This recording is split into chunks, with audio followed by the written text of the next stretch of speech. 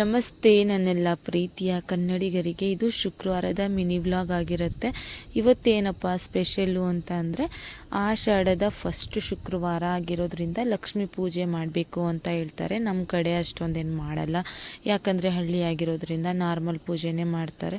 So ಹಂಗಾಗಿ ನಾನು ಕೂಡ ಅದೇ ರೀತಿ ಮಾಡೋಣ ಅಂಥೇಳಿ ಮೊದಲನೇದಾಗಿ ಮನೆ ಕೆಲಸನೆಲ್ಲ ಮುಗಿಸಿ, ನೆಲ ಒರೆಸಿ, ಹಾಗೆ ಬಾಗಿಲೆಲ್ಲ ಸಾರಿಸಿ, ಅದಕ್ಕೆಲ್ಲ ಕುಂಕುಮ ಎಲ್ಲ ಹಚ್ಬಿಟ್ಟು, ಅದಾದ ನಂತರ ಪೂಜೆ ಐಟಮ್ನೆಲ್ಲ ತೊಳಿಬೇಕಂಥೇಳಿ ಹೊರಗಡೆ ಬಂದು ಕೂತ್ಕೊಂಡ್ರೆ ಇದು ಪೀತಾಂಬರಿ ಪೌಡ್ರು ಖಾಲಿಯಾಗಿತ್ತು. ಸೊ ಇನ್ನೇನು ಮಾಡೋಣ ಅಂಥೇಳಿ ಹುಣಸೆಹಣ್ಣು ಹಾಗೆ ಉಪ್ಪು ಹಾಕಿ ತೊಳೆದ್ರೆ ಅದು ಕೂಡ ಒಳ್ಳೇದಲ್ವ, ಶುಭ ಅಂಥೇಳಿ ಅದರಿಂದನೇ ತೊಳಿತಾ ಇದ್ದೆ. ಅದಾದ ನಂತರ ಅದನ್ನೆಲ್ಲ ಕ್ಲೀನ್ ಮಾಡಿಬಿಟ್ಟು ನೋಡಿ ಎಷ್ಟು ಚೆನ್ನಾಗಿ ಕ್ಲೀನಾಗಿದೆ. ಆಗಿನ ಕಾಲದಲ್ಲಿ ಉಪ್ಪು ಮತ್ತು ಹುಣಸೆಹಣ್ಣು ಹಾಕಿನೇ ಎಲ್ಲ ದೇವ್ರ ಐಟಮ್ಸ್ನೆಲ್ಲ ತೊಳಿತಾ ಇದ್ರಂತೆ. ಅದು ಕೂಡ ನಮ್ಮಮ್ಮ ಅವರು ಹೇಳ್ಕೊಟ್ಟಿರೋಂಥ ಒಂದು ಹಳೆ ಕಾಲದ ಟಿಪ್ಸು. ಈಗ ಅದು ಉಪಯೋಗ ಆಯಿತು ಅಂತ ಅನ್ನಿಸ್ತು. ಪೀತಾಂಬರಿ ಪೌಡ್ರು ಖಾಲಿಯಾಗಿರಲಿಲ್ಲ ಅಂದರೆ ನಾನು ಕೂಡ ಅದರಿಂದ ತೊಳಿತಾ ಇರಲಿಲ್ಲ, ಮತ್ತು ಇದ್ರ ಬಗ್ಗೆ ನಾನು ಕೂಡ ಮಾತಾಡೋದಕ್ಕೆ ಅದು ಸಿಗ್ತಾ ಇರಲಿಲ್ಲ ಅನಿಸುತ್ತೆ. ಪೀತಾಂಬರಿ ಪೌಡ್ರು ಖಾಲಿಯಾಗಿದ್ದಕ್ಕೆ ಇಷ್ಟೆಲ್ಲ ಮಾತು ಬಂತು.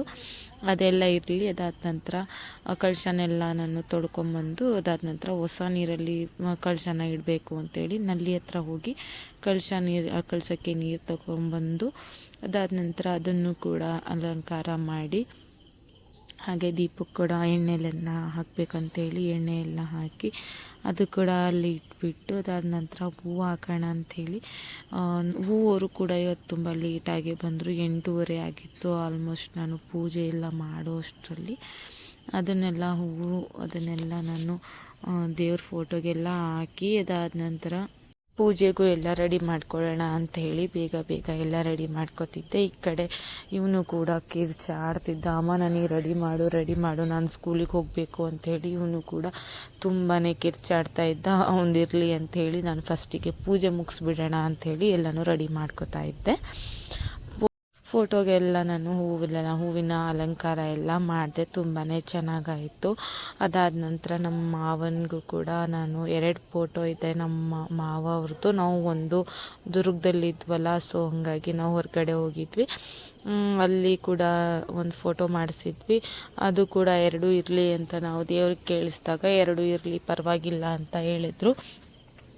ಹಾಗಾಗಿ ಇನ್ನೇನು ಇರಲಿ ಅಂತ ಹೇಳಿ 2 ಫೋಟೋನೂ ಇಟ್ಟು ಪೂಜೆ ಮಾಡ್ತಾ ಇದ್ದೀವಿ. ತುಂಬಾ ಒಳ್ಳೆಯದು ಕೂಡ ಆಗ್ತಿದೆ ನಮಗೆ, ಅದರಿಂದ ಏನು ಪ್ರಾಬ್ಲಮ್ ಆಗ್ತಿಲ್ಲ. ಸೊ ಈಗ ಅಂತೂ ತುಂಬಾ ಚೆನ್ನಾಗಿದೆ ವೈಬ್ಸು. ನಮ್ಮ ಮನೆಯಲ್ಲಿ ಕೂಡ ಒಳ್ಳೆಯದೇ ಎಲ್ಲ ಆಗ್ತಾಯಿದೆ.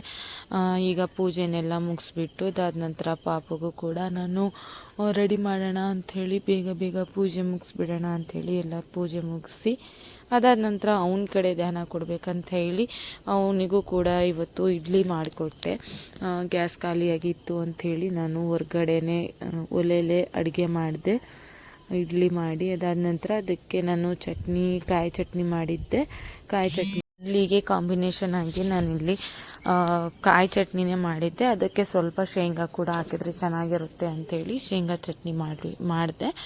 ಅದಾದ ನಂತರ ಸ್ವಲ್ಪ ಅವನಿಗೂ ಕೂಡ ಏನಾದರೂ ಕ್ರಿಯೇಟಿವಿಟಿ ಆಗಿರಲಿ ಅಂತ ಹೇಳಿ ಅದು ಇದು ಸ್ವಲ್ಪ ಹಾಕ್ಕೊಡ್ತೀನಿ ಅವನಿಗೆ. ಅದಾದ ನಂತರ ನೋಡಿ, ಇವತ್ತು ಗ್ಯಾಸ್ ಖಾಲಿಯಾಗಿರೋದ್ರಿಂದ ತುಂಬಾ ಪ್ರಾಬ್ಲಮ್ ಆಗಿದೆ. ಬಟ್ 2 ಡೇಸ್ ಅಷ್ಟೊತ್ತಿಗೆ ತುಂಬಿಸ್ಕೊಡ್ತೀನಿ ಅಂತ ಹೇಳಿದ್ದಾರೆ. ಅದಕ್ಕೇನು ಪ್ರಾಬ್ಲಮ್ ಇಲ್ಲ. ಅವರು ಕೂಡ ವ್ಯಾಪಾರಕ್ಕೆ ಹೋಗಿದ್ದಾರಲ್ವ, ಸೊ ಆ ಕಡೆಯಿಂದನೇ ತೊಗೊಂಬರ್ತೀನಿ ಸಿಲಿಂಡ್ರು ಅಂತ ಹೇಳಿದ್ದಾರೆ. ನೋಡಿ, ಇವಳು ಕೂಡ ಇವಾಗ ಎತ್ತಲು. ಅವನಿಗೆ ಕೂಡ ಎಲ್ಲ ಟಿಫಿನ್ ಎಲ್ಲ ರೆಡಿ ಮಾಡಿ ಬ್ಯಾಗಿಗೆ ಹಾಕಿ ಲಂಚ್ಗೆ ಅವನಿಗೆಲ್ಲ ಹಾಕಿ, ಅವನಿಗೂ ಕೂಡ ಊಟ ಮಾಡಿಸಿದ್ದೆ. ಟಿಫನ್ ಮಾಡಿಸಿದ್ದು ನಾನು ಕ್ಲಿಪ್ಸ್ ತಕ್ಕೊಂಡಿಲ್ಲ. ಇವತ್ತು ಯಾಕೋ ತುಂಬಾ ಹಠ ಮಾಡ್ತಾ ಇದ್ದ.